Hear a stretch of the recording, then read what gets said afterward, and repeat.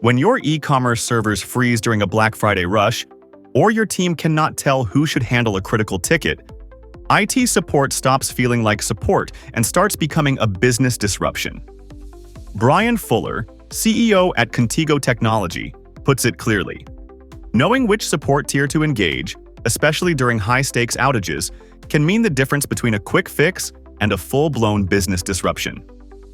That is the core issue. Not every IT problem belongs in the same queue. A password reset, a recurring software glitch, and a system-wide outage each require a different level of expertise. Clear IT support tiers give your team a roadmap. Tier 1 handles common issues like password resets and simple device problems. Tier 2 digs into recurring or more complex software issues. Tier 3 focuses on major incidents, infrastructure concerns, complex integrations, and root cause analysis. Without that structure, entry-level techs can get pulled into urgent server alerts, while experts lose time on routine requests. Tickets stall, SLAs slip, projects slow down, and customers notice.